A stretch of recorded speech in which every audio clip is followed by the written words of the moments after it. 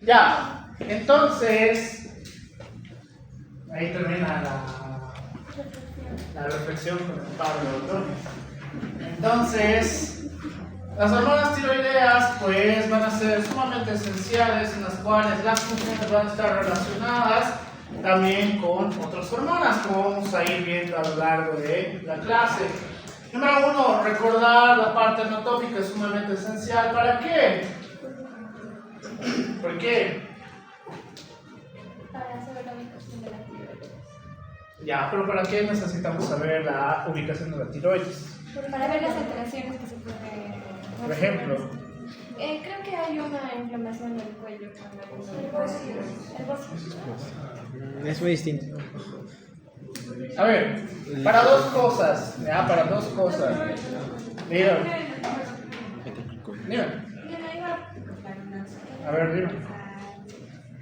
Yo creo que la tiroidea va a ser muchísimo aceleradas, por eso es que también se va a dar. Bueno, siguiente. Yo tenía ahí. Yo no dije nada, pero bueno.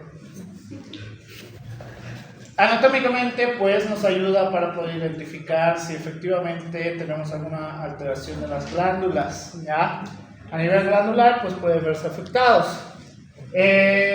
Entonces, también la literatura del Gaito nos dice que tenemos que saber identificar para que en caso de una cricotomía, pues también sepamos dónde hacer el corte, ¿ya? Porque no se olviden que justamente la tiroides es muy vascularizado.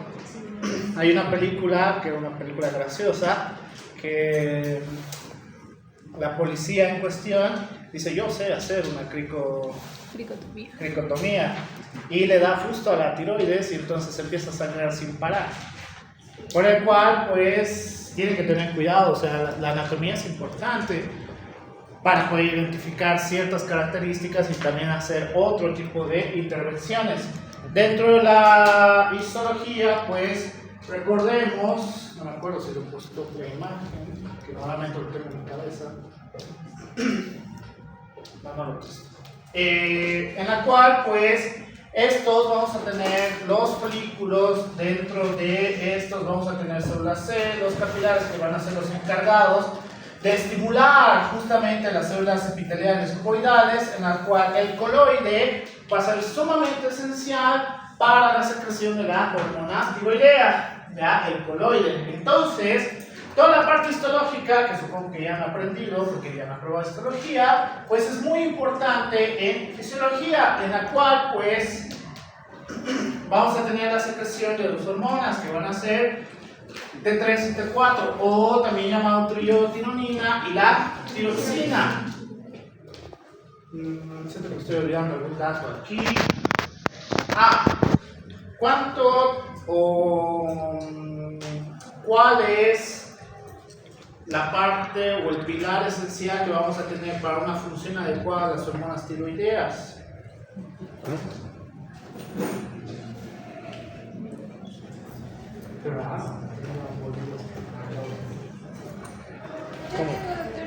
¿Cómo dijo? Han dado nuevos.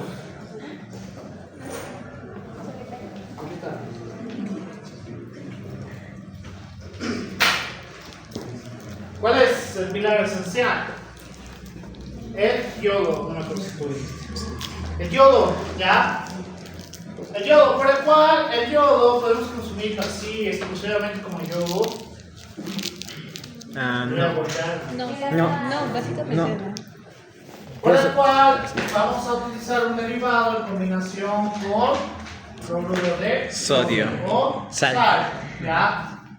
En la cual, principalmente en Latinoamérica, tenemos muchos problemas relacionados con el consumo adecuado de yodo, por el cual se ha hecho la distribución en la cual se coloca yodo dentro de la sal, por eso se llama sal yodada. Por eso la mayoría de instituciones del Ministerio de Salud a nivel Latinoamérica hacen una revisión de la sal que llega a los países. ¿Por qué? La sal sin yodo pues es mucho más barato, y eso que la sal tampoco es cara, pero es mucho más barata.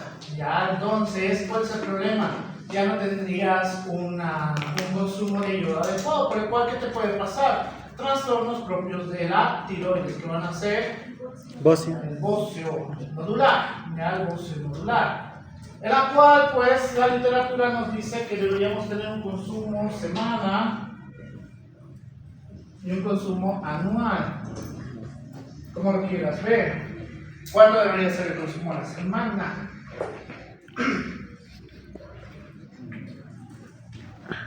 Un miligramo semana, y esto tiene que ser 1 gramo al año.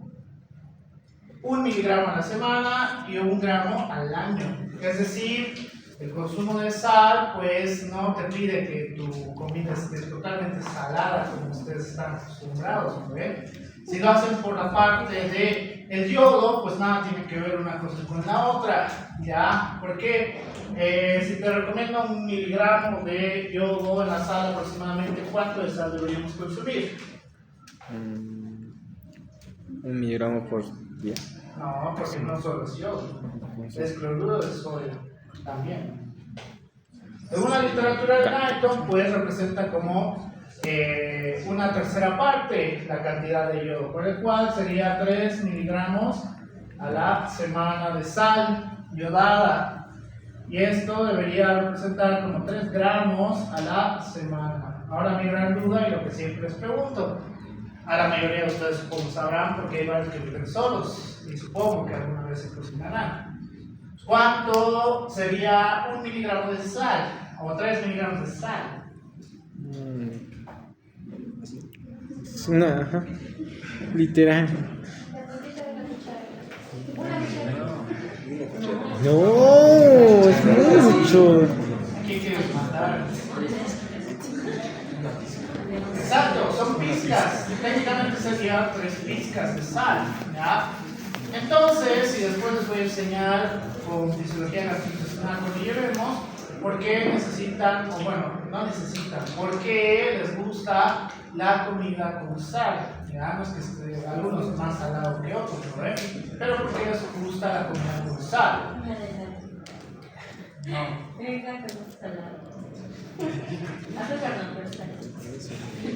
Entonces, por este motivo, pues dentro de las características para evitar trastornos por déficit de yodo, solamente son pizcas. ¿Deberían consumir sal? Sí, pero dentro del rango adecuado. Ya no es que se le metan sal a todo, porque eso te puede causar problemas principalmente relacionados con el incremento de la presión arterial por retención de sodio, porque hay un incremento de volumen. Entonces, la literatura nos dice que ¿cuál es el que funciona? La ribotril. No, Ya. la tiroxina, ¿no?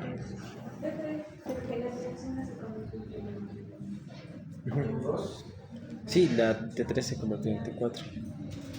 ¿Cómo? Yo les voy a enseñar, pero no me estoy. Era por la. La hormona que mayor cantidad vamos a tener va a ser T3 o T4. T3. Llega al 90%, pero irónicamente esta es la que menos función vamos a tener. Su funcionalidad va a estar principalmente relacionado para conversión en T4, ¿ya? En la cual la tiroxina sí va a ser la hormona que la funcionalidad que vamos a tener dentro de las hormonas tiroideas va a ser la más importante, pero esta tenemos casi el 90% de las hormonas tiroideas, ya casi el 90%. Esto que estoy olvidando algo más aquí. ¿Has hablado de eso? Entonces, como habíamos visto relacionado con la parte histológica, dentro de la característica del folículo tiroideo, y ahora vamos a ver cómo vamos a estimular para la salida de hormona tiroidea, las células epiteliales del folículo y el coloide. Esta va a ser sumamente importante en su relación con el vaso sanguíneo, debido a que los estímulos que vamos a tener a través ¿de qué creen? ¿De qué? ¿De qué? No. El estímulo para tener hormona tiroidea. La hormona liberadora de TSH. Ya, TSH. Pero está bien que se aprendan completa los nombres de las hormonas. La TSH va a estimular hacia las células epiteliales del folículo y a través de las células epiteliales del folículo vamos a tener por el coloide la formación de hormona tiroidea, que ahora lo vamos a aprender en un momento, por el cual la parte del hipotálamo hipófisis es importante, también relacionado con la glándula. Ya habíamos aprendido cómo funciona a nivel del hipotálamo, a nivel de la hipófisis. Ahora en la glándula tiroidea pues funciona de esta manera, ¿ya? Por el cual la síntesis de hormona tiroidea, me voy a ir ahí porque creo que no se ve también acá. Como les había dicho, pues a nivel hipotalámico vamos a tener la formación de TRH. Esta va a ser sumamente importante. ¿Por qué? Porque va a llegar a las células tirotropas. En las células tirotropas vamos a tener la formación, lo que la mayoría de ustedes se han equivocado en su examen. Las células tirotropas van a tener la secreción de TSH, ya, por el cual de la TSH vamos a estimular justamente la tiroides, y entonces a través de este estímulo vamos a tener la formación de hormona tiroidea. ¿Cómo? Entonces, gracias a la tiroglobulina, que esta va a estimular hacia el aparato de Golgi, en la cual dentro del aparato de Golgi vamos a tener vesículas relacionadas con la tiroglobulina y parte de los iones, ¿ya? En la cual vamos a ver que a través de la membrana basal los iones van a entrar gracias a una cotransporte yodo-sodio, ¿ya? En la cual estos van a ingresar y gracias a este proceso pues vamos a hacer la liberación hacia el folículo tiroideo, ¿ya? A la luz del folículo tiroideo. Y con las vesículas de tiroglobulina, estas van a ser muy importantes. ¿Por qué? Porque a través de la peroxidasa en combinación con la tiroglobulina y los iones como tal, o el yodo, perdón, no iones, el yodo, pues estos van a tener la formación de monoyodotironina y diyodotironina, ¿ya? Quédense con estos dos, monoyodotironina y diyodotironina. Entonces, la literatura nos dice que para la formación de T3 y T4, esta se va a realizar a través de dos procesos, y tengo que volver acá, maldita sea, en la cual la formación de T3 y T4, perdón, en realidad es la unión de monoyodotironina o una unión entre dos diyodotironinas. Ya no es que es una formación exclusiva, sino que lo único que vamos a hacer síntesis es la formación de diyodotironina y monoyodotironina, ¿ya? ¿A qué me refiero con monoyodotironina? A este punto de unión, esta formación. Y esto representaría un diyodotironina, ¿ya? Por el cual, para tener la formación de T4 necesitamos dos uniones de diyodotironina. Entonces, ¿en qué vamos a tener la mayor cantidad de formación? Pues evidentemente de T3. ¿Por qué? Porque la formación de monoyodotironina va a ser mucho más sencillo para nuestro organismo, pero la liberación a través de las uniones que vamos a tener va a ser fácil, y ahorita lo vamos a ver, para que tengamos la conversión en T4, ya a través de las uniones de diyodotironina. Entonces, a través de la peroxidasa principalmente y los yodos que vamos a tener, los yodos que vamos a tener, pues estos van a tener la capacidad de formación de T3 y T4. Entonces, ahora vamos a hacer una endocitosis en las cuales vamos a través de gotas coloidales, estas van a empezar su estímulo, ya sea a través de las lisosimas o la deionidasa, en la cual las lisosimas van a hacer una proteólisis para tener la T3 y T4, y que la T3 y T4 pues vayan a la membrana basal. La T3 y T4 pues estas van a ser el estímulo para la regulación a nivel de el eje hipotálamo hipófisis glandular, mientras que la deionidasa esta va a hacer la liberación de monoyodotironina y diyodotironina, es decir, Dentro de la célula epitelial folicular vamos a tener mono y diyoditironina, por el cual la formación que vamos a tener en el folículo tiroideo va a ser a través de estos. Por el cual, como vamos a tener mayor cantidad de monoyodo y diyoditironina, pues la formación dentro del proceso de endocitosis en las botas coloidales va a ser un poco más fácil para tener T4 principalmente, ¿ya? T4 principalmente. Entonces, así me tienen que explicar la síntesis de hormona tiroidea, ¿ya? Síntesis. Por favor, es diferente el eje hipotálamo hipófisis, la síntesis y las acciones que vamos a tener a través de la hormona. ¿Puede volver a explicarlo, doctor? Por favor. No. Esperen, denme un momento para tomar algo.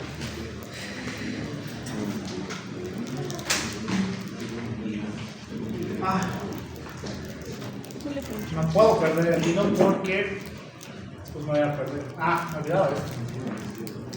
Dentro de la salida de tiroglobulina voy a ir desde el inicio. Ya sabemos la formación a través del hipotálamo para la formación de TRH, que esta va a ser sumamente importante para el estímulo a la adenohipófisis hacia las células tirotropas, en las cuales las células tirotropas van a ser esenciales para la formación de TSH.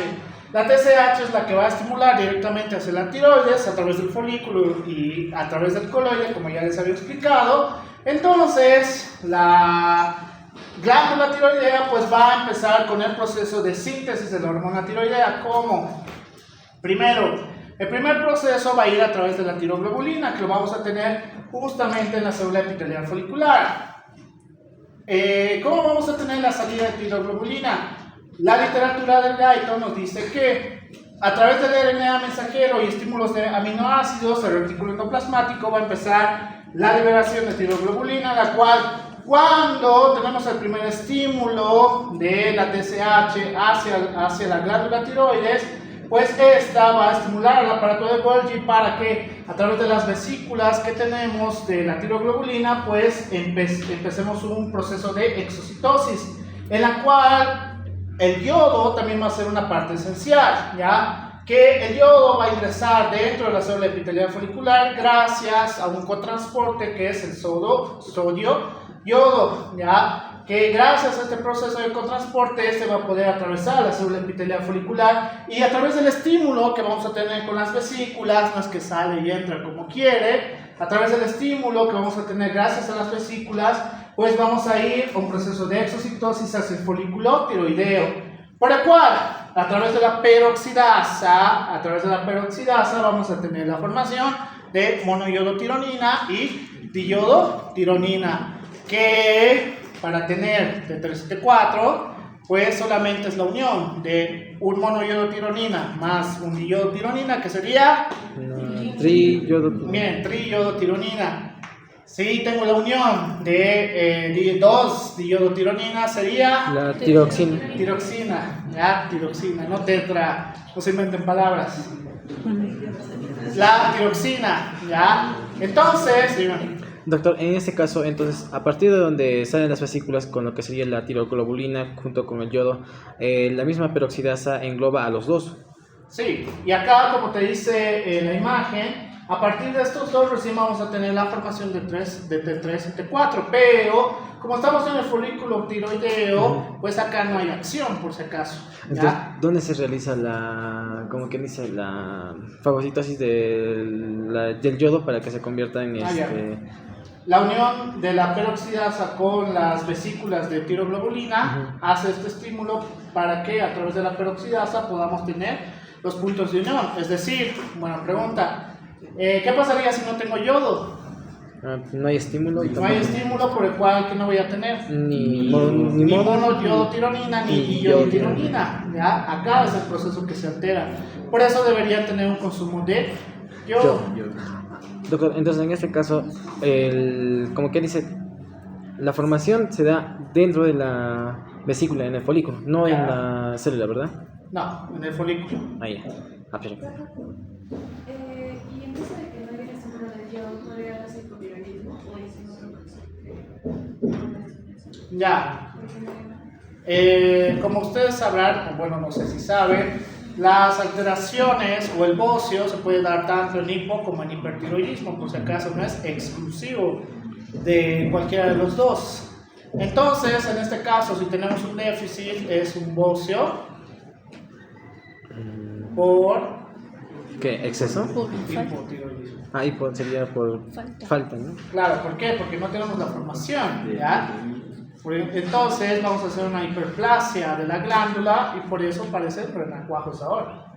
Entonces, del folículo de la luz del folículo tiroideo, pues tenemos que hacer otro proceso de endocitosis. ¿Por qué? Porque acá, a través de gotas coloidales que dentro de la célula epitelial folicular van a ser sumamente importantes, que vamos a tener dos tipos de estímulos, ya sea a través de la deionidasa o a través de las lisosomas. Que estas van a hacer diferentes acciones. Los lisosomas van a ser el estímulo de las gotas coloidales para que tengamos la separación de T3 y T4 y que estas puedan ir hacia la membrana basal. La T3 y T4, pues estas ya ser hormonas tiroideas como tal, estas sí van a crear la regulación del eje hipotálamo hipófisis glandular, ¿ya? Si tengo mucha T3 y T4, pues ¿qué va a pasar? Va a ser un proceso de inhibición, ¿ya? Como tengo mucha hormona, pues a nivel del hipotálamo estimulo para que ya no tenga una secreción exagerada de TRH, por el cual no tengo TRH, ya no voy a tener la formación de TSH y así a nivel de la glándula, ¿ya? Pero si a través de la deionidasa, que esta va principalmente a ser el estímulo para obtener la monoiodotironina y la diiodotironina, pues dentro de la célula epitelial folicular, pues vamos a tener también monoiodotironina y diiodotironina, que esto en unión con los yodos que vamos a tener a través de la membrana basal van a ser sumamente importantes para volver a repetir el ciclo, ¿ya? Y repetir el ciclo. Entonces, una pregunta hasta acá. Ahí está. Voy a levantar la mano. Doctor, en caso, por ejemplo, de la tiroglobulina, es la que es como el transportador, ¿verdad? A partir de donde sale de la célula hacia el folículo tiroideo y de ahí, al ingresar, sigue manteniéndose como tiroglobulina, ¿verdad? Nunca se pierde. No. Ahí. Es como un agente externo. ¿Cómo? Es como que un agente que se encarga solo de... Es como un agente transportador, pero es igual un pilar, por si acaso, para la formación de hormonas tiroideas. Entonces, como recordarán, el eje hipotálamo hipófisis glandular, o en este caso tiroideo, dentro del núcleo paraventricular vamos a secretar somatostatina, la cual es específica para los tirotropos. Entonces, cuando tenemos la secreción de somatostatina, significa Inhibición de la hormona de crecimiento. Por el cual es una parte para la inhibición del eje hipotálamo hipófisis glandular. El núcleo arcuado y la eminencia intermedia van a ser los encargados de la secreción de TRH. Los tirotropos van a ser los encargados de la secreción de TSH. Esto sí está en español, por eso tiene otras siglas. Entonces, a través de este eje podemos empezar a hablar de los trastornos secundarios y terciarios, no trastornos primarios. Los trastornos primarios van a estar relacionados principalmente con la glándula, ¿ya? Con la glándula. Entonces, ya. ¿Por qué no lo puesto más atrás? Lo que les explicaba, pues los puntos de unión que vamos a tener, la parte del yodo también va a ser importante para tener la unión que vamos a tener y la formación de T3 y T4. ¿Ya? El yodo va a ser sumamente importante como puntos de unión, es decir, que el proceso de yodación para la formación de tirosina o triiodotironina va a ser sumamente esencial, ¿ya? Sumamente esencial. Entonces, lo que ya les había explicado, no sé por qué si no lo he puesto más atrás, solamente vamos a tener formación de dos tipos de iodación, ¿ya? Que es monoiodotironina y diiodotironina, y a través de estos vamos a tener puntos de unión para tener la T3 y la T4. ¿Por qué no lo he puesto más atrás? Tengo que revisar mis dispositivos. ¡Qué bien! Acciones hormonales, en la cual podemos ver que las acciones de las hormonas tiroideas a través de... uy, me he equivocado. Era al revés. La T4 es la que está en mayor cantidad y la T3 es la que tiene más acción. Por eso estaba dudando. Entonces sí estaba. Todavía Ahí me equivoco. T4, 90% de cantidad de hormona que tenemos a través de las hormonas tiroideas, y la T3 solamente representa un 10%. La T3 es la que va a representar las acciones hormonales. Ahí fue mi error. Entonces, a través de la T4, por una deionidasa, en la cual vamos a tener la formación de T3, la T3 esta, a través de su receptor nuclear, pues vamos a tener la transcripción de ADN, la traducción de ADN mensajero y la síntesis de nuevas proteínas. Las síntesis de nuevas proteínas van a ser importantes, ¿por qué? Porque vamos a tener diferentes estímulos a través de diferentes partes de nuestro organismo, en la cual vamos a tener afecciones a nivel de crecimiento, sistema nervioso central, el índice metabólico basal, el metabolismo y la parte cardiovascular. ¿Ya? Dentro del crecimiento nos dice que las acciones que vamos a tener de la hormona tiroidea van a ser a través de la formación de crecimiento y la maduración ósea. Dentro de la formación de crecimiento, la literatura del Guyton nos dice que va a estar también relacionado con estímulo hacia la hormona del crecimiento, ¿ya? Lo que les he dicho al inicio de endocrinología, las diferentes hormonas también van a estimular a las demás, a pesar de que no tengan una relación directa, ¿ya? ¿Por qué? Porque así funcionan las hormonas. Entonces, si tenemos una alteración en la parte tiroidea, pues vamos a tener un retraso en la formación de crecimiento o alteraciones en la maduración ósea. Mientras que en el sistema nervioso central va a estar directamente relacionado con la maduración del sistema nervioso central. El índice metabólico basal, que supongo que saben a qué me refiero, fisiología celular. A ver, ahí dijo, sí, ¿qué es? Índice metabólico basal. Índice de metabólico basal. O sea, a ver. Índice metabólico basal. Ordóñez. ¿Qué es el índice metabólico basal?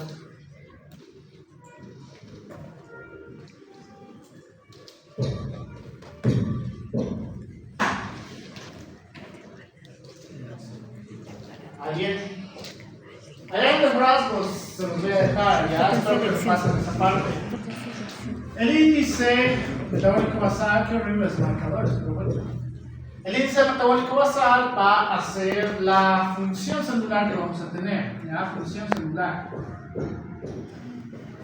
¿Qué tiene que ver con la parte de la tiroides? Pues dentro de las funciones que nos refiere, las hormonas tiroideas van a estar el incremento de sodio, potasio, ATPasa, la bomba sodio, potasio, ATPasa, consumo de oxígeno, producción de calor y más índice metabólico basal. Primero quédense con estas tres, ¿ya? En la cual el índice metabólico basal no se resume nada más en que es función celular, ¿ya? Función celular. Más índice metabólico basal, ¿qué significaría? Más función celular. Las células también producen calor, por si acaso, por eso dice producción de calor.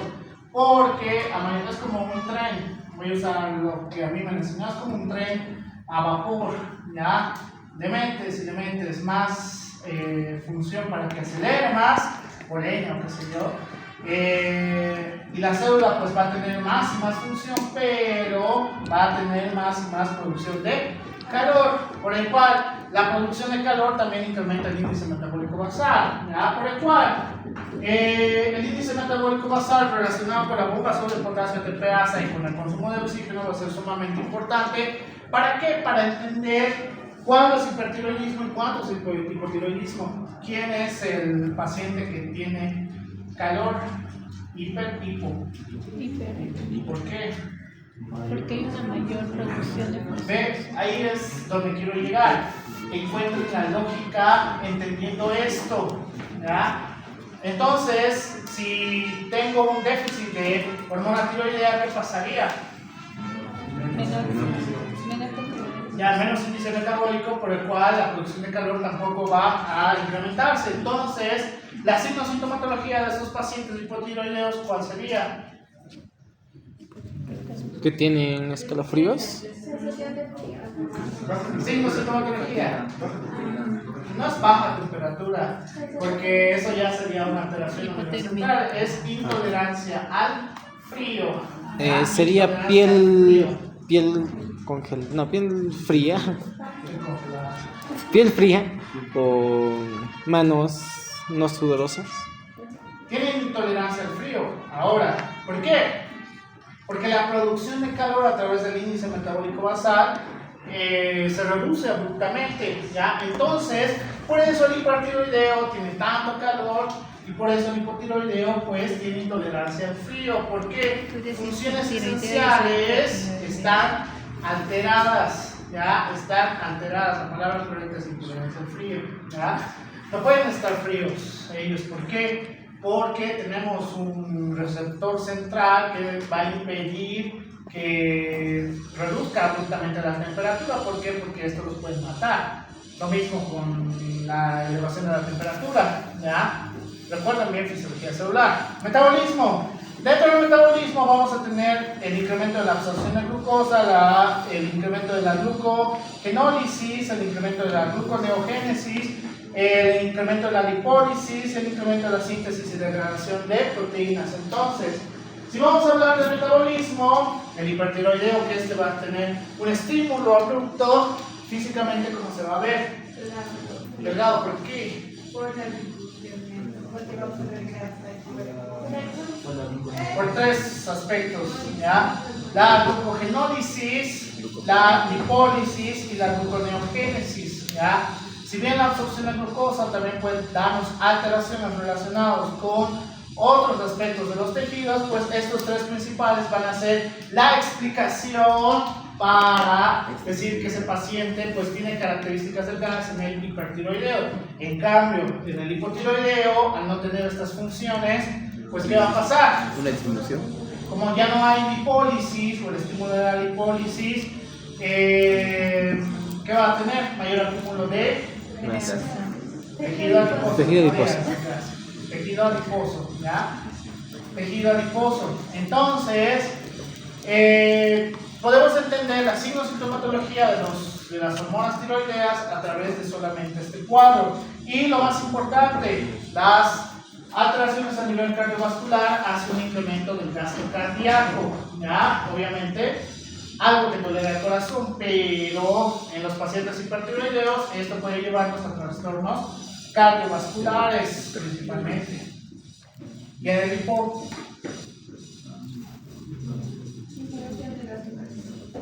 ya, pero ¿cuál sería su signo sintomatología? ¿Qué? No, se va muy allá, tampoco exactamente. Por eso el paciente hipotiroideo tiene las manos frías. El gasto cardíaco es menor, por el cual la fuerza vascular que vamos a tener no es la adecuada. Por eso sus extremidades son frías y tiene intolerancia al frío por el índice metabólico basal. ¿Ya? Principalmente eso no es tan abrupto los cambios que vamos a tener. Entonces, la regulación que vamos a tener de la hormona tiroidea va a ser a través del eje hipotálamo hipófisis glandular, en la cual pues tenemos la secreción de la TRH, la cual va a estimular las células tirotropas, en la hipófisis va a tener la secreción de TSH y estímulo a través de la glándula tiroidea para la formación de T3 y T4, ¿ya? Entonces,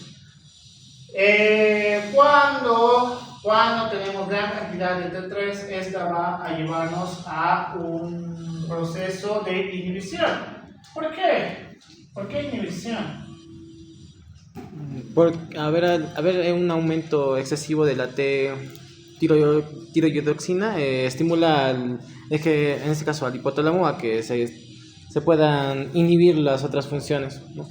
Recuerden, la T3 es la que tiene la acción. Entonces, si tengo mayor cantidad de secreción de T3, significa que la acción está incrementando, lo cual no es adecuado para nuestro organismo. Entonces, a través del eje hipotálamo hipófisis, va a tratar de reducir los estímulos que tenemos por este eje. ¿Para qué? Para regular la cantidad de T3 que tengamos. En cambio, la T4 sí puede ser un factor estimulador. ¿Por qué? Porque no es una hormona de acción, ¿ya?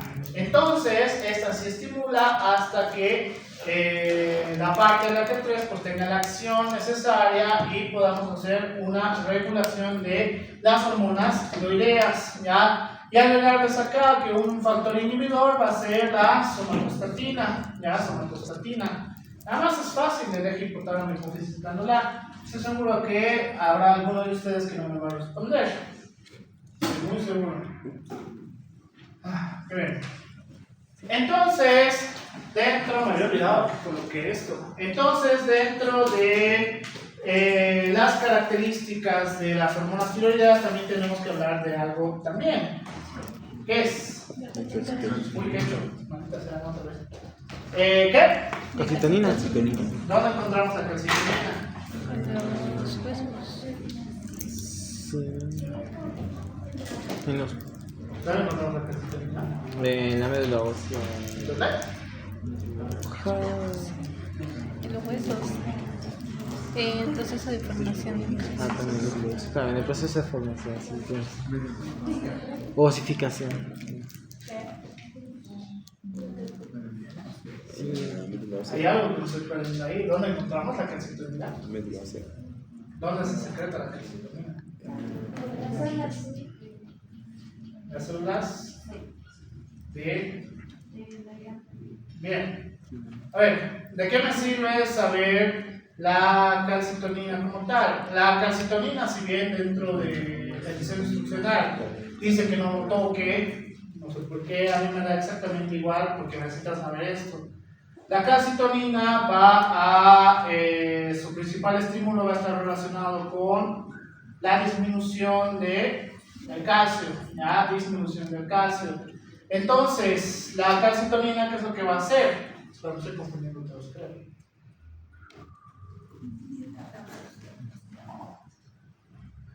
Para tu hormona, sí, estoy confundiendo. La calcitonina, cuando tenemos un incremento de ASE, ya me acordé de qué página del Guyton está. ¿Qué te dicen del Guyton de la calcitonina? Es una hormona que no sabemos totalmente cuál es el estímulo que va a tener para su liberación, ¿ya? No sabemos exactamente el estímulo que va a tener. Alguna literatura te dice que puede estar relacionado con el incremento del calcio, pero no es exactamente ese el estímulo. Otra literatura te dice que también está relacionado con el estímulo hacia el folículo tiroideo que vamos a tener gracias a la TSH, pero no sabemos exactamente lo que ocurre para el estímulo o salida de la calcitonina, ¿ya?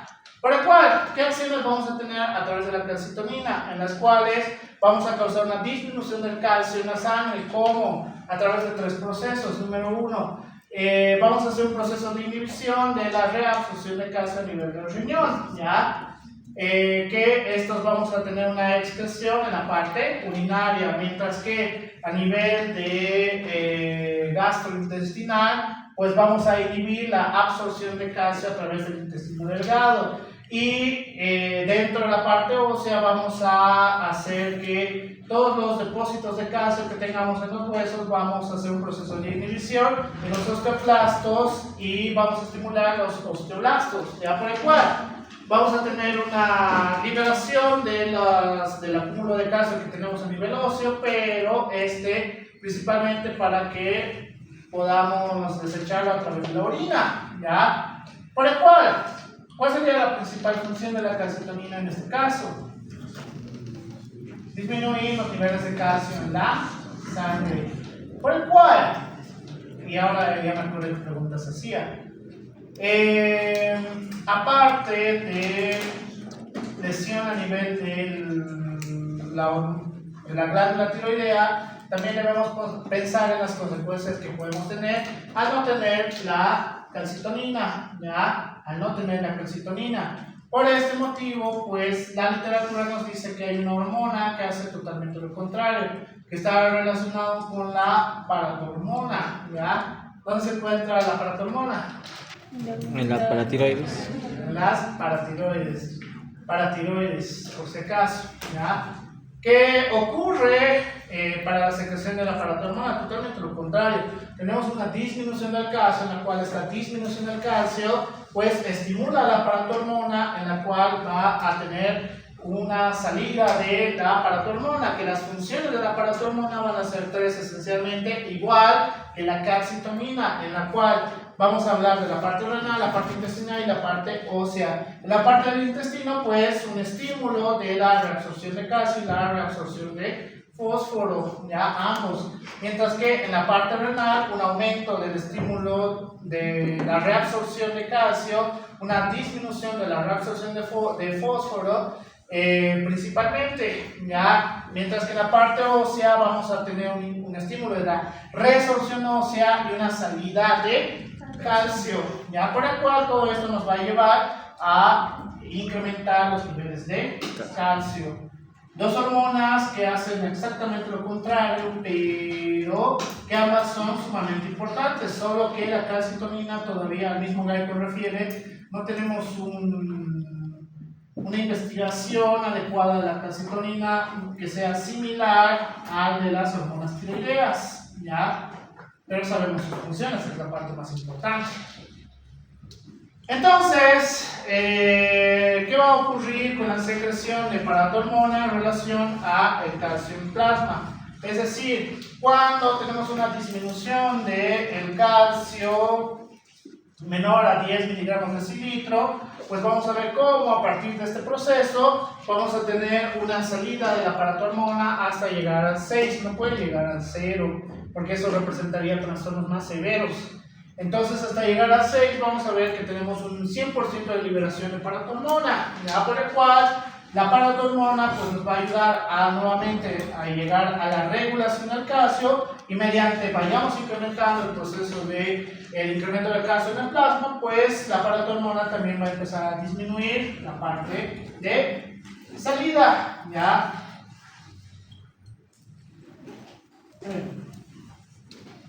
La secreción de la paratormona, ¿cómo funciona? Pues vamos a tener la recepción con la paratormona, su receptor específico en la célula del túbulo proximal, en la cual a través de un proceso de, gracias a la adenosín-ciclasa, vamos a tener la conversión de ATP en AMP cíclico, que a través de la proteincinasa y un proceso de fosforilación vamos a evitar el estímulo para que tengamos la reabsorción de sodio más fosfato, ¿ya? Por el cual, si anulamos este proceso, ¿qué va a ocurrir? Gran pregunta, ya lo verifico, pero ¿es tercero o cuarto? Tercero. ¿Para qué nos sirve el fosfato? Relacionado con el calcio. ¿Por qué el fosfato aparece en la parte de reabsorción? Relacionado con el calcio.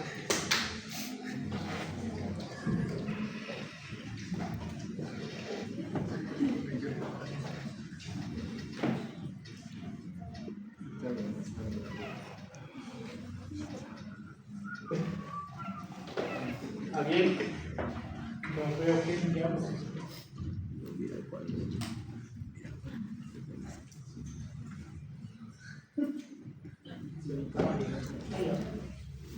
Sé que está mal. Dígame, ¿cuál es la relación de químicos?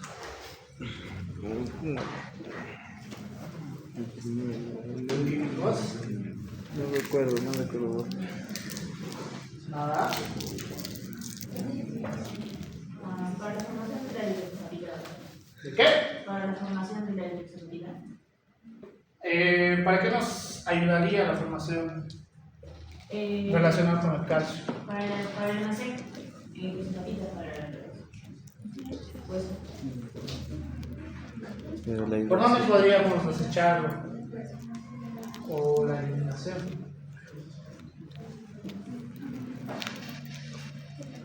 A ver, el fosfato nos ayudaría a tener más absorción de calcio o eliminación de calcio.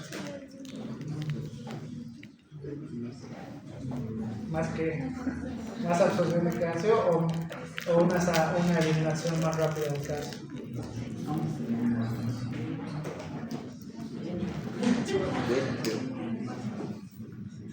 ¿Qué pasa, Luna? Está bien lo que me dices, pero ¿para qué nos ayudaría el fosfato? Ya, pero relacionado con el calcio, no me cambie. ¿Qué? No.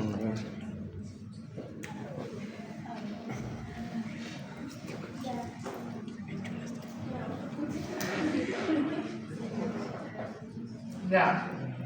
El fosfato va a estar relacionado con, podemos tener un punto de unión con el calcio, en la cual, pues, si tengo más incremento de calcio, si tengo más incremento de sodio, fosfato, si tengo más incremento de fosfato, pues el punto de unión con el calcio pues va a ser mucho más efectivo, por el cual ¿puedo hacer mayor eliminación a través de la parte renal? Sí, puedo hacer mayor cantidad de eliminación, por eso dentro de las funciones que te refiere la paratormona, te dice que hay una disminución de la reabsorción de fosfato, ya una disminución de la reabsorción de fosfato.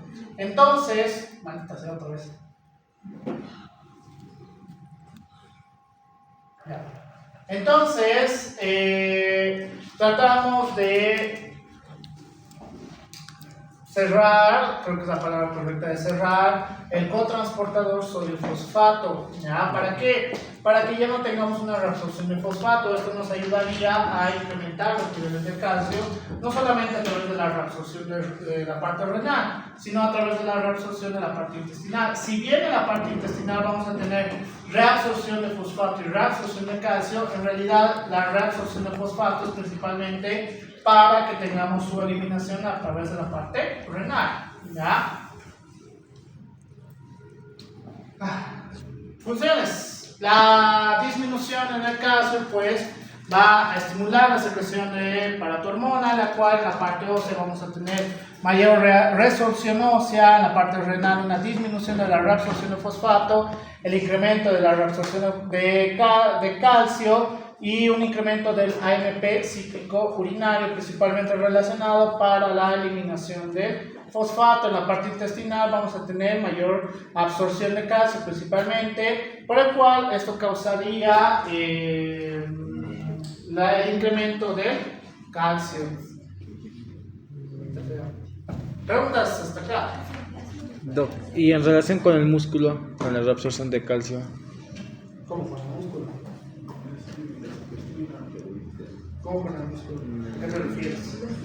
O sea, en relación con el músculo, porque también el músculo puede almacenar calcio, o sea, ¿cuál sería la relación? A ver, otra vez.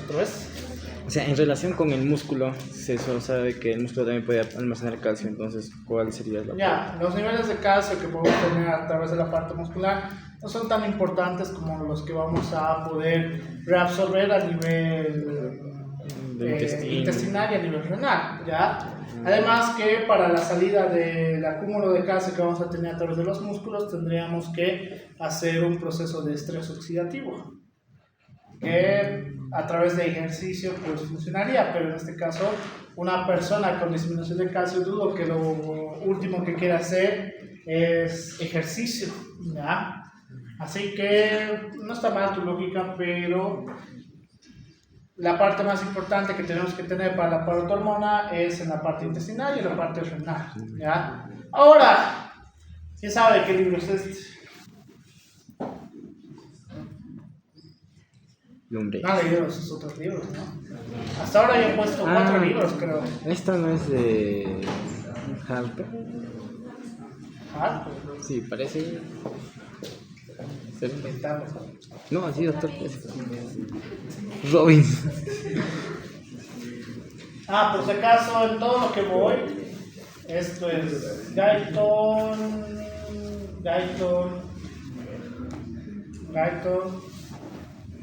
Esto es Nether, por eso no lo van a encontrar si solo buscan el Guyton por si acaso. Esto es el Lippincott, Esto es el Nether, si no me equivoco. Todas las imágenes son distintas y tienen una característica en cada libro. Este es el Lippincott. Esto sí es un libro de Fisiopato, porque no hay en el Guyton ni en ninguno de los libros de Fisio. Este es de el Hammer, creo. Bueno, no necesitan. Con esa imagen me basta y sobra, la verdad. Esto es del Guyton, se nota que es el Guyton, frío y oscuro. Esto es de Guyton. Igual cuadros, me encantan los cuadros. Es igual no, esto es Constanzo. Este es Constanzo, este es Constanzo. Este igual es Lidia Constanzo. ¿Ya? Lo que me encanta de Constanzo es sus cuadros, estos cuadros comparativos, en la cual pues nos pone las características del hipertiroideo y las características del hipotiroideo en su signo, sintomatología, causas, las concentraciones de TSH y los tratamientos. Ahora, esta parte pues lo tienen que llevar más el anatopato. Ya normalmente lo menciono para que puedan relacionar todo lo que hemos llevado hasta ahora. Pero en la parte de tratamiento es algo que creo que no, depende del doc, supongo, les explican o no. En el caso del hipertiroideo, ¿qué es lo que podemos hacer? Si es una enfermedad autoinmune, como es la enfermedad de Graves. ¿Qué podemos hacer? Tengo mucha secreción hormonotiroidea y a pesar de la disminución que tenga a nivel hipotálamo hipófisis, igual tengo secreción en la hormona tiroidea. No está mal. ¿Inhibidores? No funciona. Entonces, La acción, técnicamente ambas son quirúrgicas, o bueno, según la escala anterior, ahora no sé. Pero una es una tiroidectomía parcial o tiroidectomía radical, ¿ya? Depende de la característica del trastorno del paciente. ¿Por qué? Y recuerden esto, este es el mejor consejo que me han dado. Todo lo que represente hiper se puede tratar, ¿ya? Hipertensión, hiperglucemia, etcétera, etcétera. Hay alguna manera de tratar. ¿Cuál es el problema de los hipos? Hipotensión, hipoglucemia, etcétera, etcétera. El tratamiento es muy específico, ¿ya? Por el cual no tenemos que llegar hacia los hipos, pero en el caso de la tiroides, acá es al revés. El hipertiroidismo, principalmente en la enfermedad de Graves, es bien difícil de tratar. La acción quirúrgica normalmente es la que antes era la solución que encontraban, ahora mantienen la glándula, pero a través de yodo radioactivo queman la glándula, ¿ya?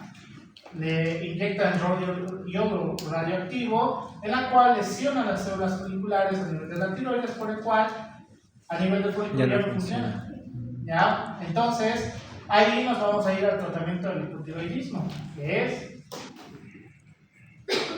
Tratamiento sustitutivo con hormona tiroidea.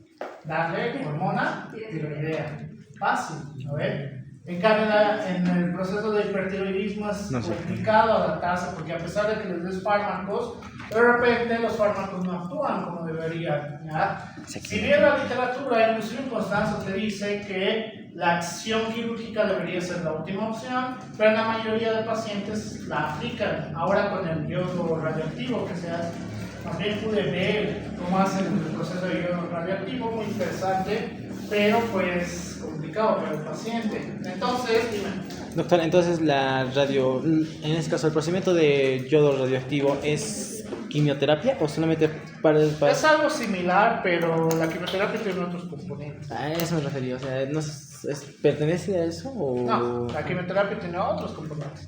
El yodo radioactivo es específico para el tratamiento de hipertiroidismo, ¿ya? ¿Por qué yodo radioactivo? A ver, pensemos un ratito. ¿Por qué yodo radioactivo? Supongo que... Pero, En la parte tiroidea entra el yodo, ¿ya? Así es como va a lesionar solamente las células foliculares que tenemos a nivel de la glándula tiroidea. Por eso es yodo radioactivo, porque va a ser el mismo proceso que hemos visto para la síntesis, solo que cuando ingrese hacia el folículo, pues lo va a dañar, todo va a empezar a dañar. Entonces, así se aseguran de que la glándula no funcione, pero tienes la glándula, ya no es necesario la resección quirúrgica. Creo que ahora se hace más. Antes, pues, solo conocía 2 docs endocrinólogos que hacían ese proceso. La mayoría era acto quirúrgico. Así, por eso yodo radioactivo, ¿ya? No, de la quimioterapia es otra cosa. Ya, dentro de las funciones, aquí está. Como pueden ver, creo que tengo una imagen igual al lado. ¿Dónde está?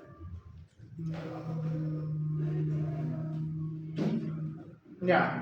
Dentro de las características del hipertiroideo, pues olvídense de esto, porfa. Ya, en las nuevas actualizaciones te dice que ya no hay triadas ni en el hiper ni en el hipo, pero hay signos de sintomatología mucho más clásica de la que veríamos dentro de las características del paciente. El bocio difuso dentro de un hipertiroideo, pues sucede, pero el exoftalmos es una de las características más claras en el paciente. ¿Y cómo podemos identificar un hipertiroideo de un hipotiroideo? El peso. ¿Ya? El hipertiroideo tiene una característica mucho más delgada, mientras que el hipotiroideo va a tener una característica mucho más robusta. ¿Ya? Los trastornos, que esto igual lo van a ver en Altopato, pero siempre lo coloco para que vean que se correlacionan las materias, pues en el hipertiroidismo primario vamos a hablar solamente de los trastornos a la glándula, ¿ya? En la cual puede ser enfermedad de Graves, bocio multinodular tóxico, adenoma tóxico, etcétera, etcétera. Mientras que en los hipertiroidismos secundarios vamos a hablar de trastornos en la TSH o trastornos en la TRH, que normalmente están relacionados con tumoraciones en las cuales tenemos salida, o a través de la misma tumoración estimulamos para la formación de TRH o TSH, o tumoraciones mucho más raras en las cuales forman TRH o forman TSH. Entonces, como vamos a tener un estímulo en la parte de hipertiroidismo secundario, pues esto va a hacer que tengamos mayor formación de hormona tiroidea, ¿ya? Por el cual, si yo le doy yodo radioactivo, ¿funcionaría? no. ¿Ya? ¿Por qué no? Se contraponen, pues. Ya, a ver. Bueno, lo tenías. A ver, en el caso del hipertiroidismo secundario, pues no es necesario dañar la glándula está bien, la glándula no tiene ningún problema. Hay que ver qué se puede hacer en el caso a nivel del hipotálamo y la hipófisis. Solucionas eso, la glándula va a seguir sirviendo. Si yo tontamente le doy yodo radioactivo y resulta que es un hipertiroidismo secundario, entonces ¿va a poder volver a la normalidad si soluciona esto? No, porque ya lo ha arruinado y el paciente está condenado a tomar hormona tiroidea para toda la vida. O sea, el hiper se vuelve a hipo. Exacto. Ahora tiene un trastorno hipotiroideo primario. Todas las características, los tratamientos, las clasificaciones según si es un trastorno primario o es un trastorno secundario. Dentro del hipotiroidismo primario, igual, la glándula y los trastornos a nivel del hipotálamo y la hipófisis. Dentro de la glándula, pues vamos a tener congénito, autoinmunitario y iatrogénico. El más común va a ser el autoinmunitario, que es la tiroiditis de Hashimoto, ¿ya? En las cuales pues va a afectar propiamente a nivel celular, por el cual va a ser incapaz de hacer su función, entonces no hay formación de T3 ni T4. Por entonces tenemos una disminución de la hormona tiroidea, por el cual no hay funciones en la parte tiroidea. Iatrogénico. Radiación, lo que les decía hace un momento. Yodo radioactivo, cuando no deberías darle yodo radioactivo. Ablación quirúrgica, cuando la parte de hacer, ¿qué se llama esto? La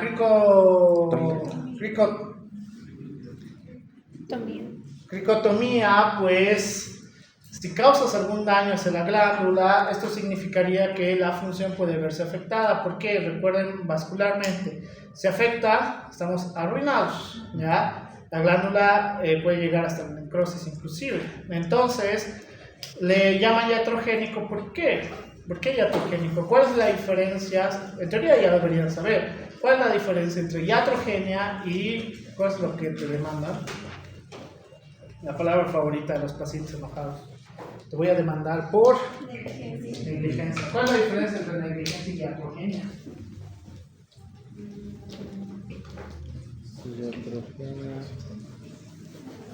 En serio, no saben, en ética médica yo les enseñaba.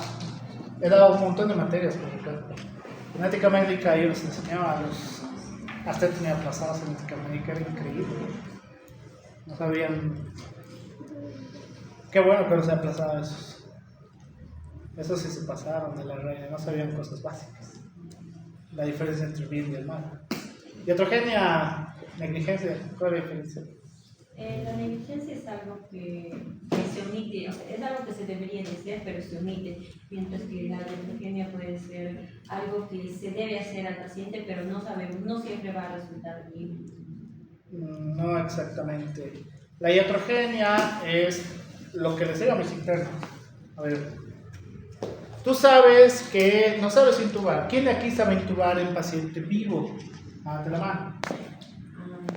Ya, al parecer solo yo. Entonces, si ustedes intuban, supongamos, el ejemplo que siempre les doy, supongamos, alguien allá, como una vez ya pasó, le da un infarto a un estudiante, ¿ya? Le da un infarto a un estudiante, y resulta que ustedes por héroes quieren hacer lo que sea, y ser los héroes de la universidad, y empiezan a hacer reanimación y quieren intubar, y resulta que en el proceso de intubación han causado una laceración de la parte de la zona de conducción a nivel pulmonar, y ahora no se puede intubar. A eso vamos a llamar iatrogenia. ¿Por qué? Tú sabías, estabas consciente que no tienes la capacidad de poder hacerlo, y a pesar de eso lo hiciste, ¿ya? A pesar de eso lo hiciste. Eso no es negligencia.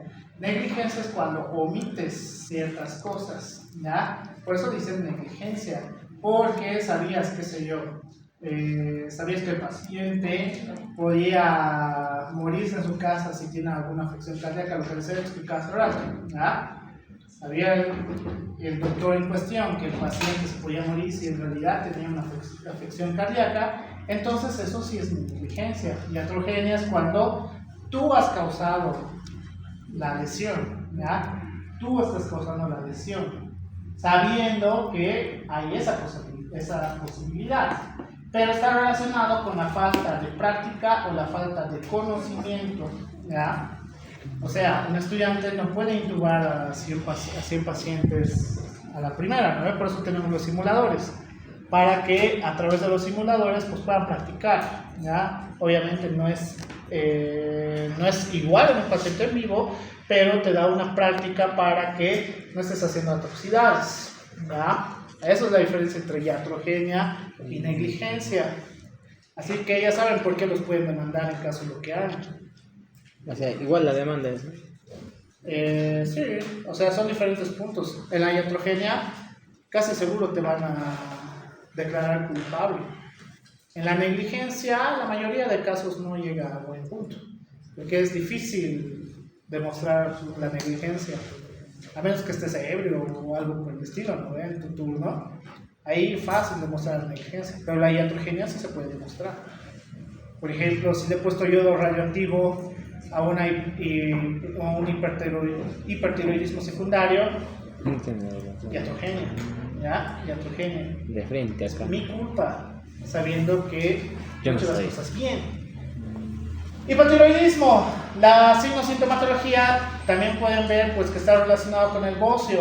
Esta clase de bocio va a estar relacionado principalmente con el déficit de yodo, ya, déficit de yodo, en la cual pues el déficit de consumo de yodo puede llevarnos al bocio y obviamente pues como ya no tenemos yodo dentro de la síntesis de formación de hormonas tiroideas, tampoco tenemos la capacidad de formación de hormona tiroidea, ni de monoyodotironina ni diyodotironina, ya, entonces el déficit, me he olvidado cómo le dice el gato, es bocio endémico, esa es la palabra correcta, bocio endémico, se puede dar por el déficit de consumo de yodo, que en Bolivia pasó hace unos 20 años.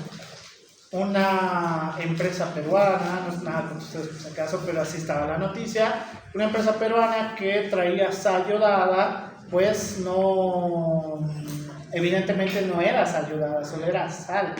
Por el cual eso se distribuyó en las diferentes casas y entonces no tenían el consumo a la semana y mucho menos al año de sal. Porque, qué sé yo, ese paquete de sal que te venden, ¿cuánto les dura? Para una persona normal, no aquellos que le ponen sal a todo, hasta en el cabello se ponen sal. ¿Una semana? No, pues no vas a ponerle el... Claro, pero en un hogar normal. Un mes, será. No, debería durar 3 meses. Un año. Bueno, mi sal sigue durando hasta ahora, así que... Mínimo debería durarte 3 meses. Entonces, esa sal que no era yodada, ¿Para una familia o para una persona? para, según el gato, dice una familia de 4 personas. O sea, mamá, papá, 2 hijos. 3 meses debería durarles porque solo son pizcas, no ve, a la comida. No que les metan su salero y la mitad de salero a cada uno. Entonces, ¿cómo explicaríamos la bradicardia en el caso de los pacientes hipotiroideos? Bien, bajo gasto cardíaco. ¿Cómo explicaríamos el edema facial? Estaba dentro del índice metabólico basal.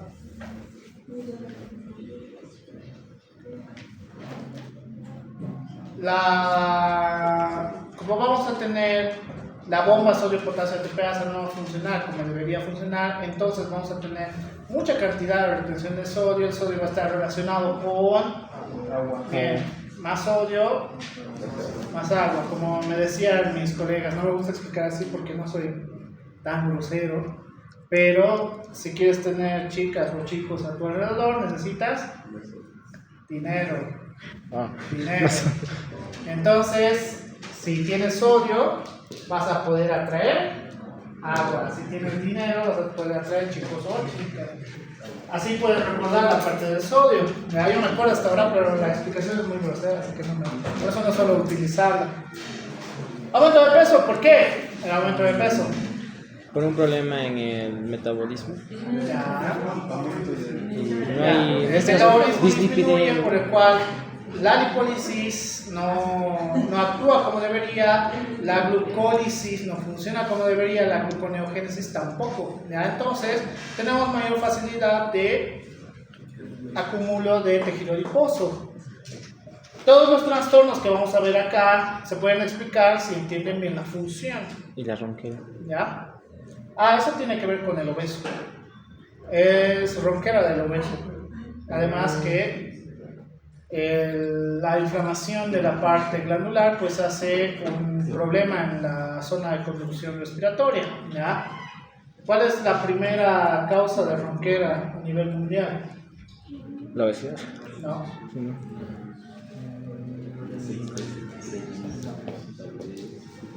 Les voy a explicar al final. ¿Recuerdan los trastornos que podemos tener a nivel del sistema nervioso central? ¿Cuáles eran? No estoy seguro. Función del sistema nervioso central de la hormona tiroidea. La renal. Sistema nervioso central. No, entonces. Maduración del sistema nervioso central. Entonces, cuando vamos a tener trastornos de la hormona tiroidea en pacientes tan pequeños, vamos a tener un trastorno llamado cretinismo, ya que esto va a estar relacionado con un déficit de la hormona tiroidea en edades tempranas. Las 6 P's del cretinismo: palidez, puffy face, que está hinchada, protrusión de la lengua, pobre desarrollo cerebral, la panza abultada y protrusión del ombligo. Y este es un paciente que tiene cretinismo. Tal cual te dice las 6 P's del cretinismo, pues se ve en el paciente, ¿ya? Está principalmente relacionado con un déficit de la hormona tiroidea, pero en edades muy tempranas, ¿ya? Por el cual este paciente podría desarrollarse de una manera normal a la larga. Lastimosamente no, va a tener un déficit en la parte intelectual como tal. El desarrollo del sistema nervioso central ha creado un retraso como tal. Entonces estos pacientes pues van a tener muchos problemas en el aprendizaje a la larga. Hipoparatiroidismo. Esto no sé si les enseñan. Enséñame. Depende del doc. El doc Baptista le gusta meter cosas que no debería igual a sus temas, así que probablemente les va a enseñar, pero la parte de disminución de la hormona paratiroidea, ¿qué ocurriría en este caso? Fácil.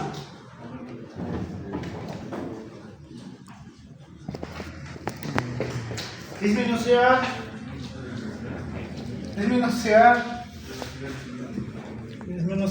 del calcio en plasma, ¿ya? Las características que podemos tener es parestesia, calambres, contracciones, fatiga o debilidad. ¿Por qué? ¿Por qué esas características, signos sintomatológicas? Esto es fisiología celular. ¿Por qué? Si termino de dibujar y nadie me responde, voy a preguntar en su examen de vida. ¿Por qué? ¿Por qué tiene parestesia, calambres?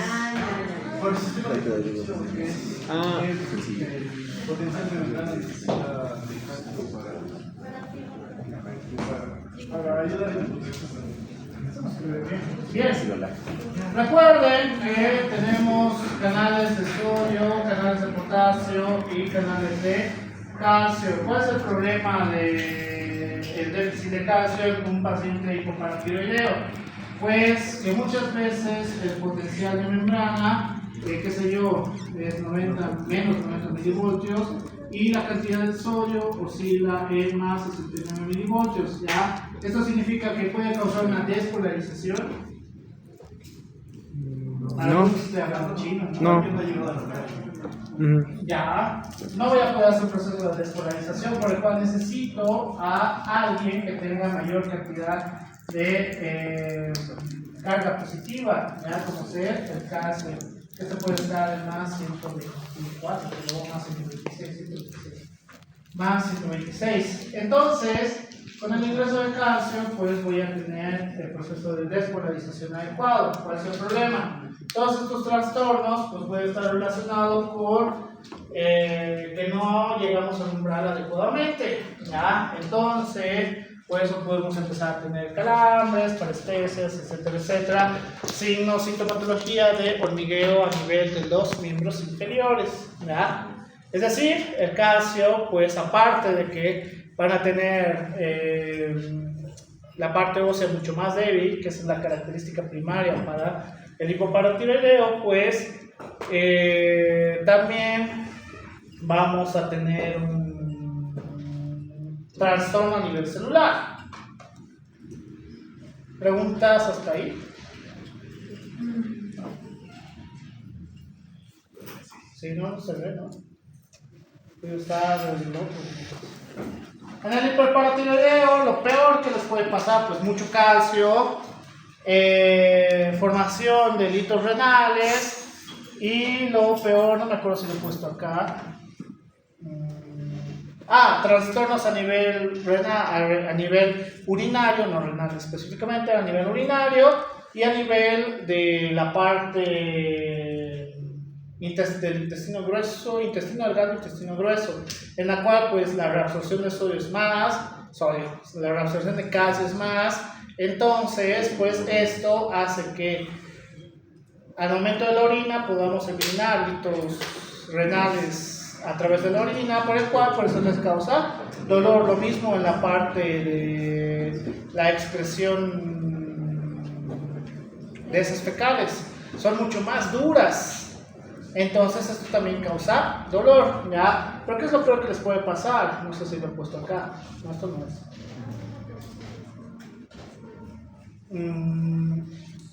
Lo peor, y lo que he podido identificar, no sé por qué no lo he puesto acá, es que se calcifiquen los riñones calcificados. Ahí ya no hay nada que hacer. Riñones calcificados, entonces estamos totalmente arruinados en ese aspecto, por el cual el hiperparatiroidismo puede ser preocupante porque nos puede llevar a hemodiálisis, que es raro, en realidad es raro estos trastornos. Pero pues si ocurre, tenemos que tener mucho cuidado. ¡Qué bien! ¿Qué es esto? Ay, Una ¿Quieres lágrima. cargar? No. A ustedes les voy a causar displacer. no, es la marcha de tijera. En ese caso, no me recuerdo su nombre. ¿Con qué tiene que ver? Ya. Mala osificación. No sé. ¿Cómo sabes que son bromas? ¿O qué son bromas? Ya, la patología no se llama así. Navidad. No, osteoporosis no. Uy.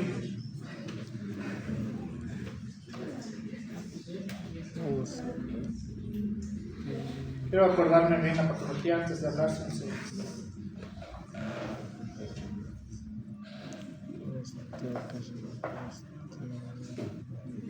Solamente tienes que saber las palabras correctas. Y ahorita les voy a explicar por qué he puesto esta imagen de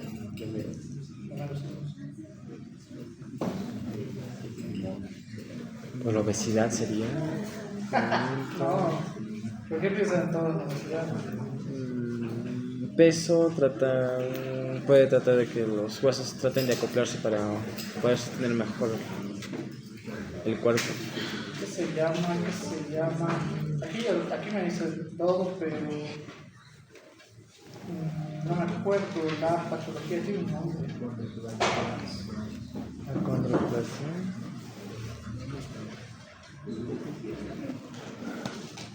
Pero ahorita ya falta osificación, por ejemplo. No, eso sí, ya, me voy a acordar después. Cuando tenemos una deficiencia de vitamina D, que esencialmente vamos a obtener vitamina D de dónde? Del sol. De los rayos UV, ¿ya? Entonces, esto crea alteraciones en las cuales cuando tenemos deficiencia de vitamina B, no hay una buena absorción de calcio a nivel intestinal, ¿ya? Entonces, esto nos puede crear procesos de osteoporosis, ¿ya? Osteoporosis, en las cuales tiene la caminata de jinete, ¿ya? Una caminata de jinete. Esto ocurre en este episodio sí está bien pensado. ¿Por qué? En este episodio el señor Burns tapa el sol. Sí. Entonces, no hay vitamina D, por el cual pues crea un trastorno médico que sí es verdad, que es deficiencia de vitamina D, que es muy severa en este caso, pues no hay sol, entonces no hay como tener esa parte de formación a nivel intestinal, ¿ya? Entonces la vitamina D también va a estar relacionado con la absorción de calcio, por el cual pues alguna vez, ya que están todo el día aquí según ustedes, pues en sus horarios, si hay sol, pues tomen un baño de sol un ratito. La parte de la vitamina D es importante para la absorción del calcio, por el cual te crea estos arcos.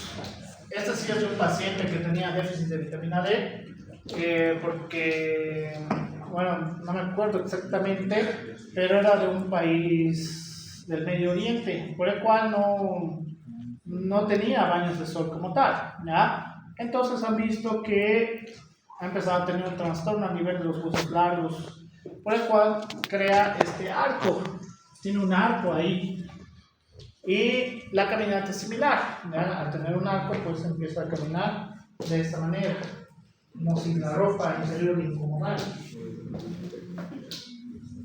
O alguna vez a ustedes los veo así. Preguntas. Me he olvidado que se llama la patología. Tiene un nombre específico. No preguntas. Está mal traducido. La traducción está mala en ese capítulo. A ver, preguntas. Doctor, disculpe, en caso de una paciente que tenga hipotiroidismo, ¿Hipotiroidismo? ajá, O hipoparatiroidismo. no, hipotiroidismo, Ya. ¿cuál sería el primer, aparte del signo de la obesidad, de que, por ejemplo, trate de hacer ejercicio y no pueda bajar y todo lo demás, cuál sería la segunda parte que podríamos nosotros tratar de ayudar sin la necesidad de fármacos? No se puede. Sí, así tiene que ser fármacos. Sí. Es que hay déficit de hormona tiroidea. Significa que no hay manera de que forme hormona tiroidea, dependiendo de la característica, ¿no? Si tiene déficit de hormona tiroidea por un consumo nulo o inadecuado de yodo, ¿qué deberíamos darle? Yo Pero si es una enfermedad autoinmune, no sé. no se puede.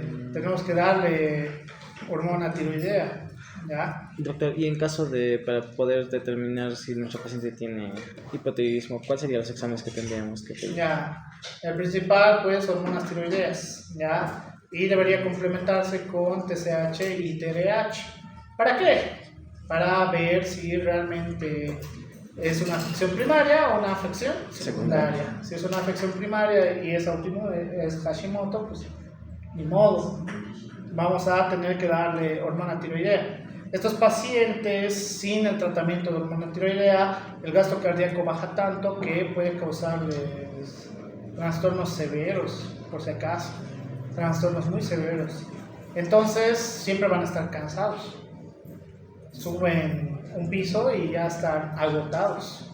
¿Por qué? Porque el gasto cardíaco no está adecuado a lo que debería.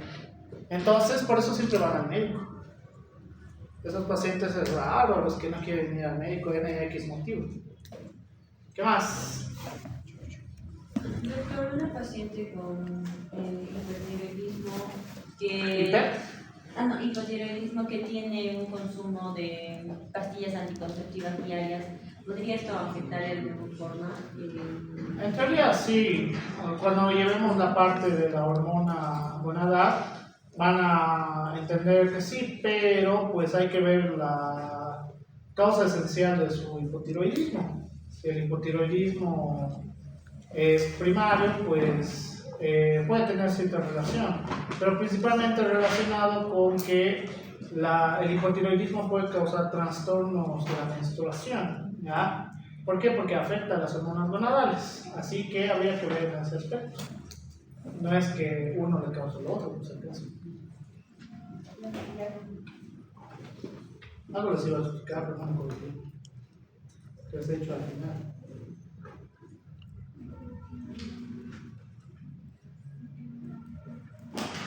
¿Qué les iba a explicar?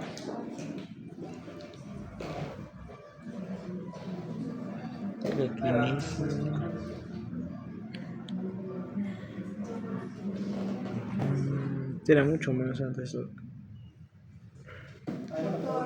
¿Algo influye, digamos, que sea una señora embarazada que sea su primer hijo, influye de que eso provoque hipotiroidismo? No debería.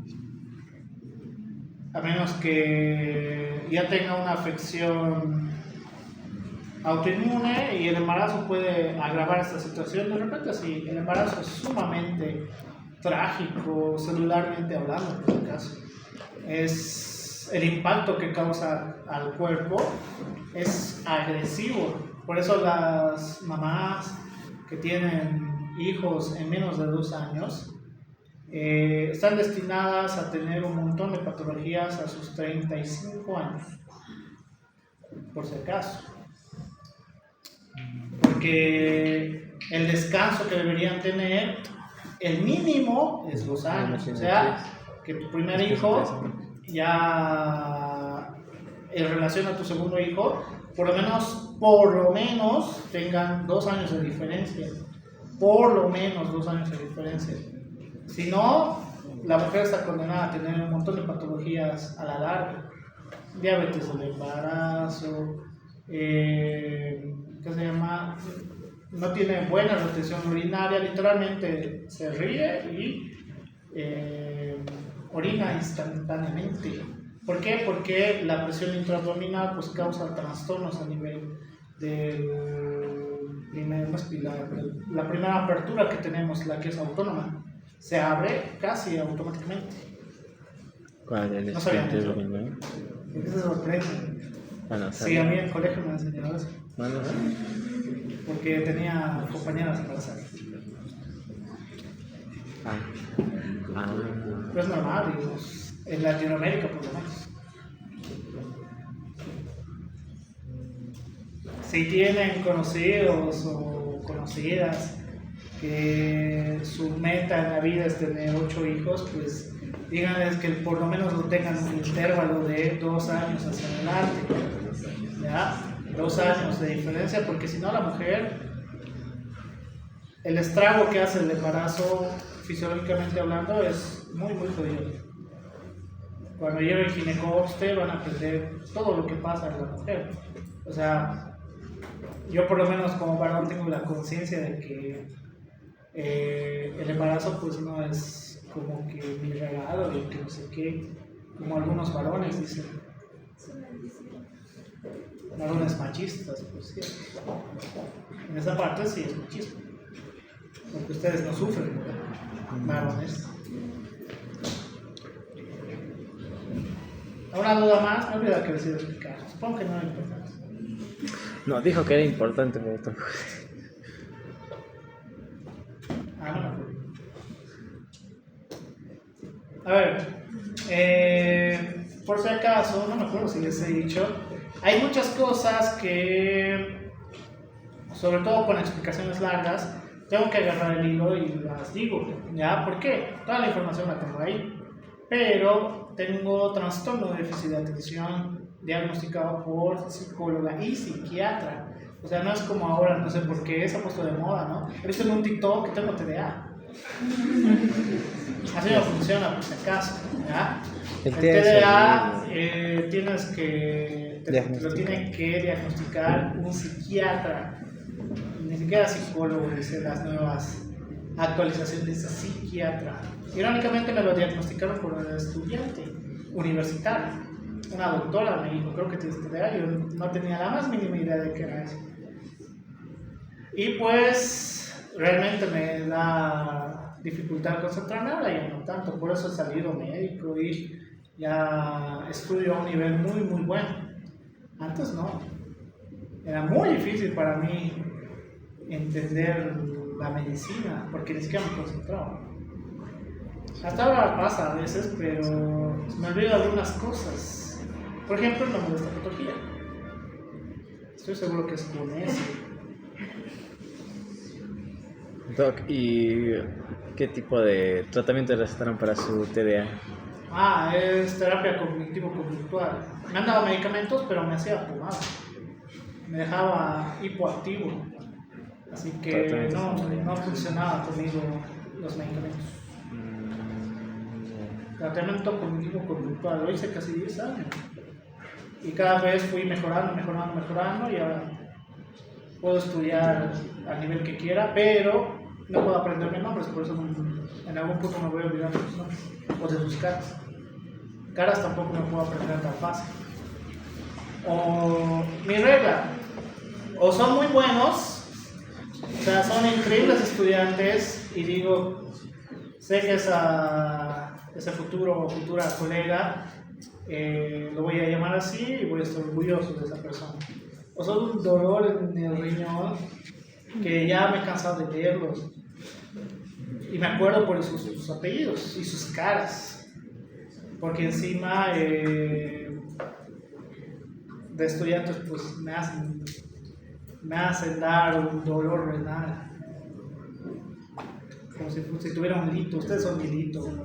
Eso siempre les digo. Si me acuerdo de ustedes es por alguno de los dos motivos. Ustedes ya sabrán por qué. Lo bueno o soy mal. Menos de Ordóñez, porque no la conozco, pero tiene apellido, así que es fácil acordar. A ustedes los voy conociendo. Creo que no han llevado nada conmigo. Nada. ¿Eh? Entonces, por eso no sé quiénes quieren. Y no se sientan mal, por si acaso, que no sepan quiénes son. No es que no quiera, es que no puedo. Es difícil aprenderme apellidos y caras. Así que, si en algún momento, que sé yo, el próximo semestre ya no les doy clase y me saludan cuando ya estén 2 años hacia el futuro, probablemente me digan, hola doctor, ¿qué tal? Y que no sé qué. Les voy a saludar amablemente, pero no voy a saber quién me está hablando. Si supongo que es un alumno, porque se ve joven. Dime. Doctor, la ausencia de testosterona en una persona, una adolescente de 15 años, ¿está involucrada con el hipotiroidismo? No debería tampoco. Puede estar relacionado el hipotiroidismo con déficit de hormonas gonadales. Sí, por el estímulo que causa y la disminución del colesterol, pero que la testosterona te causa hipotiroidismo, no. No, o sea, sí. No, de vuelta, doctor, que el hipotiroidismo cause de que haya una disminución de la testosterona. Puede pasar. Doctor, Pero es raro.